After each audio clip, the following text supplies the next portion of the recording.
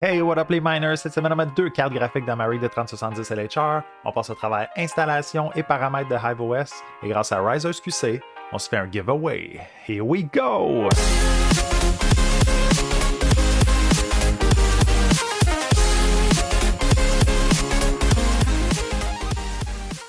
Bienvenue les miners, merci d'être fidèles, on repart ça. Mais juste avant, checkez-moi le micro de... Si vous avez regardé le dernier vidéo, vous avez vu qu'on peut prendre un splitter pour mettre plus que 6 cartes sur un gamer board, plus que 6 cartes sur un board que juste 6 slots PCI. J'en ai profité pour faire un peu la même chose avec mes autres rigs, de sorte que ça m'a permis de libérer 2 slots supplémentaires sur ma rig de 3070 LHR. Et quoi de mieux pour combler ces 2 spots que 2 Asus Dual Series à 400$ over MSRP. Mes autres 3070 LHR, les EVGA, Gigabyte, même une Palette font à peu près 45 à 45.5 super stable. Fait que j'ai bien hâte de tester la marchandise, comme on dit. Si vous performez pas, c'est pas juste moi que vous décevez, c'est toute la rig. Quand même pas se laisser battre par une palette, là, quand même.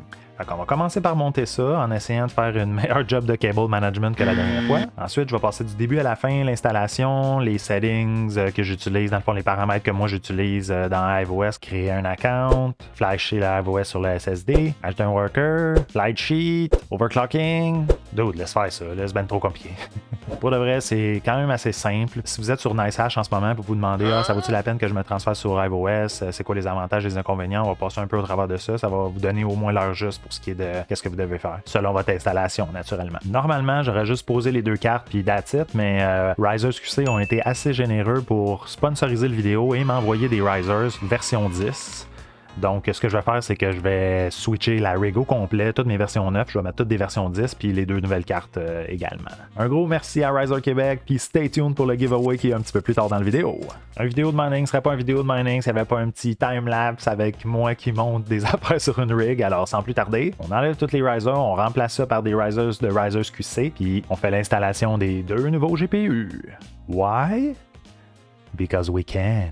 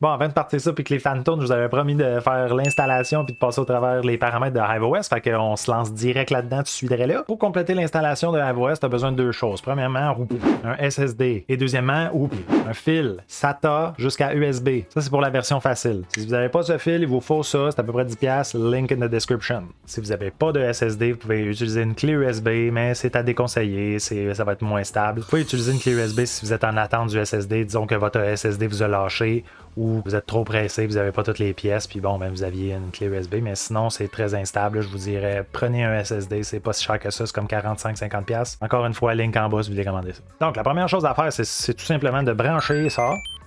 Avant d'installer iOS sur votre rig, c'est fortement recommandé de créer un compte. Pour ce faire, vous allez sur iOS.farm, vous cliquez sur Start for Free, vous entrez ensuite vos informations, on vous demandera par la suite de vérifier votre courriel. On vous demander de compléter l'authentification 2 facteurs, vous pouvez le faire, vous avez le droit, c'est votre choix. Donc pour les biens de cette vidéo, je ne le ferai pas. Ça devrait vous donner un screen qui est à peu près comme ça. En théorie, le deuxième step, ça serait de créer un worker, mais étant donné qu'on utilise un SSD et non une clé USB, il y a un step avant qui est de flasher le iOS sur le SSD. Quand je dis flasher, je veux dire installer dans le fond. Là. Malheureusement, le nouvel outil de iOS pour flasher directement le iOS sur votre SSD ne fonctionne pas encore pour les SSD, il fonctionne seulement pour les clés USB. Donc, je vais vous montrer comment le faire avec le logiciel qui est suggéré par iOS. Vous allez devoir downloader un software qui s'appelle Etcher, Balena Etcher. Vous allez sur le site officiel balena.io/Etcher, download for Windows. Vous installez par la suite de la même façon que vous installez n'importe quel software. Next, next, next. L'application devrait se lancer automatiquement, sinon vous allez dans Démarrer, Balena Etcher. Afin de flasher le iOS, il faut évidemment downloader le iOS. Donc vous allez minimiser cette fenêtre.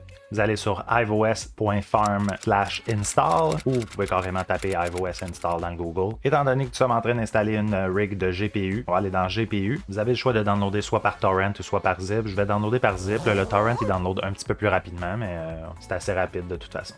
2 hours later. Un coup l'image downloadée dans son entièreté, vous retournez dans Etcher, Flash from File, vous allez chercher dans vos téléchargements le fichier que vous venez de downloader, Open, vous allez dans Select Target, vous allez choisir votre SSD qui est préalablement branché, si vous ne l'avez pas branché déjà, branchez-le, puis réouvrez le software, vous allez le voir. Vous allez faire Select, vous allez cliquer sur Flash, ils vont peut-être vous donner un warning comme quoi que c'est un gros hard drive que vous êtes en train de flasher, et c'est parti. 6 hours later. C'est terminé! Un coup que le flashage est complété, vous pouvez fermer cette fenêtre. Vous pouvez maintenant créer votre rig. Vous allez retourner dans le fond sur votre page de iOS. Dans Worker, Add Rig, Connect Existing, on vous fournira à ce moment-ci un Rig ID et un mot de passe. Félicitations, vous avez créé votre premier worker. Il est maintenant temps de brancher votre SSD sur votre rig et de booter pour la première fois.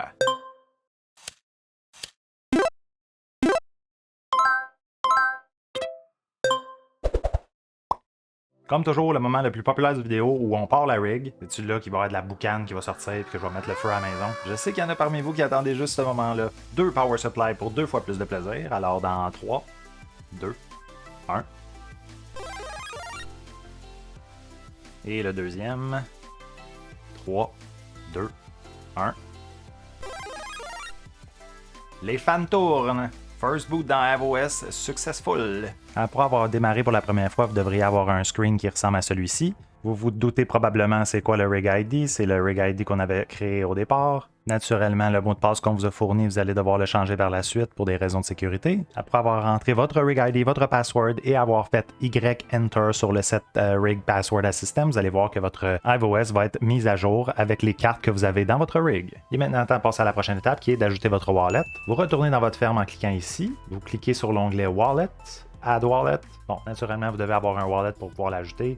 Il y a plusieurs sortes de wallets, cold wallet, hot wallet, des wallets sur des endroits centralisés, etc. J'irai pas dans le détail étant donné que si vous êtes rendu à installer iOS, j'imagine que vous savez c'est quoi un wallet. Peut-être que j'en parlerai dans un prochain vidéo. C'est aussi simple que d'ajouter le coin que vous voulez miner, l'adresse de votre wallet, le nom que vous voulez donner à votre wallet, la source si elle existe, sinon vous en créez une. Vous pouvez le sauvegarder comme un global wallet ou le sauvegarder seulement pour un wallet pour cette rig-là. C'est selon votre préférence. Faites Create et c'est fait. Votre wallet est créé. Vous êtes maintenant à un step de pouvoir miner, donc le dernier step, la flight sheet. Vous allez vous transporter dans l'onglet Flight Sheet. Vous allez cliquer sur Add Flight Sheet. C'est quoi essentiellement la flight sheet? La flight sheet, c'est essentiellement le coin qu'on veut miner, dans quel wallet, sur quel pool et avec quel miner. Dans l'exemple suivant, on va miner de l'Ethereum dans mon wallet de BlockFi que j'ai créé juste auparavant. La Ivan Pool, étant donné que c'est gratuit sur iOS, on va vous demander quel serveur vous voulez choisir. Vous êtes toujours mieux de choisir celui qui a le moins de distance avec vous, donc il va y avoir un moins de lag, moins de shares perdus. Ça va mener à moins d'invalid shares, donc moins de perte d'argent. Pour le choix du mineur, évidemment, ça dépend de quand est-ce que vous regardez cette vidéo, mais présentement, le mineur qui est le plus populaire et qui est le plus performant est NB Miner avec les cartes NVIDIA. Vous allez ensuite nommer votre flight sheet et cliquez sur Créer Flight Sheet. Vous pouvez voir que la création a bel et bien fonctionné. Vous êtes donc maintenant presque prêt à pouvoir lancer votre mineur pour la première fois. La dernière étape avant de lancer le tout est de setter votre overclocking, ou du moins un overclocking de base, pour naturellement vous assurer de ne pas faire exploser vos PSU. Vous allez retourner dans Workers, cliquez sur le worker que vous avez créé. Dans l'onglet Overclocking, vous allez cliquer sur Configure New Algorithm ou Configurer un nouvel algorithme. Si vous avez choisi Ethereum, l'algorithme c'est ETH. Bon, pour ce qui est de l'overclocking, c'est très subjectif étant donné que j'ai aucune idée quelle carte que vous avez installée. Moi j'ai des 3070 LHR, donc ça va être un certain type d'overclocking, mais vous, ça se peut que ça soit complètement différent. Le plus important en fait sur cette page, c'est vraiment le power limit, qui est essentiellement un maximum de power que vous allouez à vos cartes, ce qui vous permet de vous assurer dans le fond de ne pas faire exploser vos PSU s'ils se mettent tout à hacher en même temps. Naturellement, si vous avez une seule carte ou deux cartes, puis vous avez un power supply qui est super puissant, vous pouvez le partir à stock settings, puis il n'y a aucun problème, mais je vous suggère fortement de mettre au moins des overclocking et du voltage, du power limit conservateur pour le premier launch, juste pour être sûr de rien faire sauter, puis de pouvoir vous assurer que ça fonctionne, etc. Vous allez avoir amplement le temps de faire tous les tests que vous voulez par la suite, et ça se contrôle à distance sans problème. Donc, étant donné que j'ai été 3070 à la HR, je vais y aller avec mon setup un peu de base, donc 1100 core clock, 2400 memory clock, les fans à 100% et le power limit à 130, ce qui va m'assurer dans le fond que rien explose. Pour le moment, on ne touchera pas au reste des options, on va faire Save. Très important de cliquer sur le bouton Play si vous voulez vous assurer que les overclocking soient pris en compte. En pesant sur le bouton Play, partez pas en panique, les fans vont probablement partir. Il vous reste maintenant qu'une étape, c'est d'aller dans la flight sheet, vous cliquez sur la petite fusée et c'est parti. Vous êtes en train de miner avec HiveOS pour la première fois. Après une quarantaine de secondes, vous allez pouvoir rafraîchir avec le petit bouton ici. Vous allez voir qu'on va vous montrer le nombre de mégahash que vous êtes en train d'hacher, la température de vos cartes, la vitesse de vos fans, le nombre de wattage qui est utilisé. Puis ça, c'est votre overclocking que vous venez de choisir. Jouer avec le overclocking carte par carte, vous pouvez cliquer ici. Jouer avec l'overclocking sur toutes les cartes, vous cliquez ici. Vous savez pas exactement qu'est-ce que vous pouvez faire avec tel coin pour telle carte. Vous pouvez aller dans Populaire Preset, choisissez votre GPU. Ils vont vous donner des settings qui sont les plus populaires sur l'Internet présentement. Ça se charge à distance en 3 secondes, aussi facilement que ça.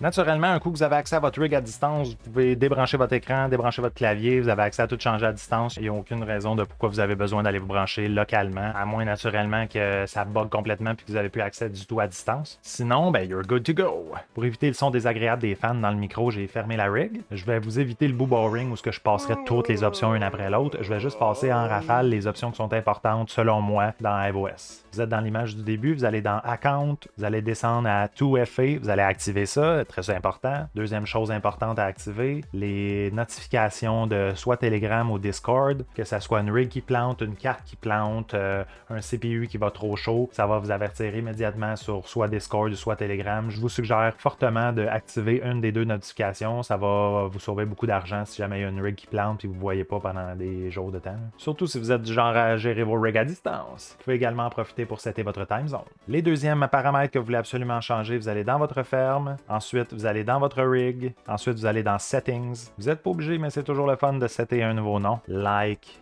and subscribe. Vous pouvez mettre une description si vous voulez.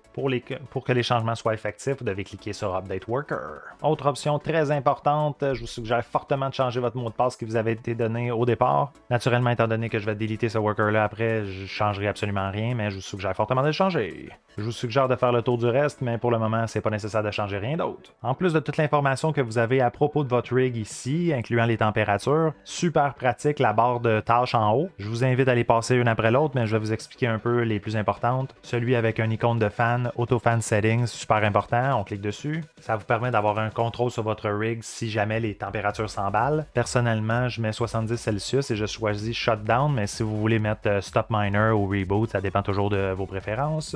Autofan, je le mets à On. Ce qu'on m'a expliqué vite, c'est que les drivers NVIDIA ne permettent pas d'aller voir le sensor pour ce qui est de la memory temperature, malheureusement. Donc ça fonctionne pour les AMD, mais pas pour les NVIDIA. Vous pouvez setter un minimum fan speed ou un maximum fan speed, ou les deux. Là. Ça permet au software de contrôler votre fan speed selon les températures de vos cartes. Moi, présentement, je le mets à 100%, mais c'est toujours votre installation.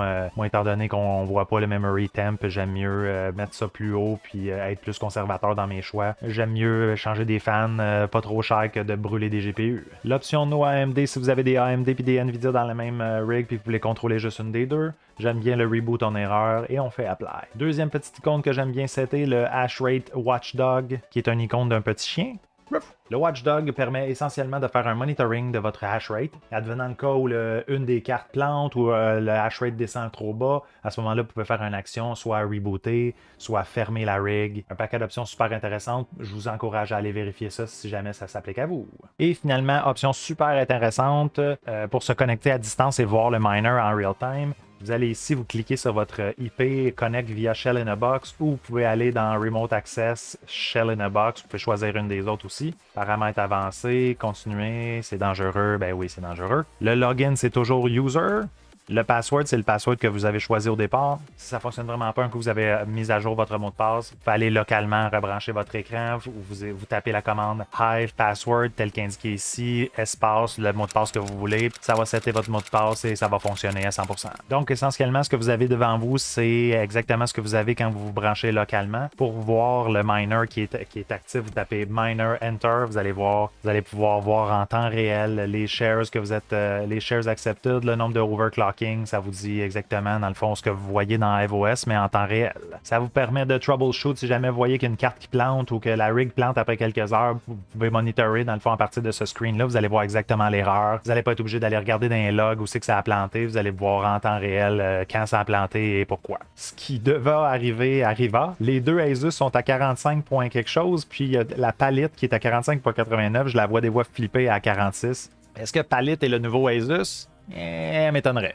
Néanmoins, elle performe très bien. Même chose pour les Asus, semble super stable à 102 watts pour 45.7 MHz. C'est pas si pire quand même. 273.5 pour la rig au complet, avec des températures en bas de 50 degrés. Pour une rig de 3070 LHR avec des brand new risers de Risers QC, on peut pas se plaindre. Donc les points forts du HiveOS, super rapide, super stable, total contrôle des paramètres à distance, total contrôle du voltage et du overclocking en tout temps. Gratuit si vous utilisez la Hive on Pool pour ETH ou si vous minez n'importe quel autre coin, c'est gratuit aussi. Pour ce qui est des désavantages, j'en vois seulement deux.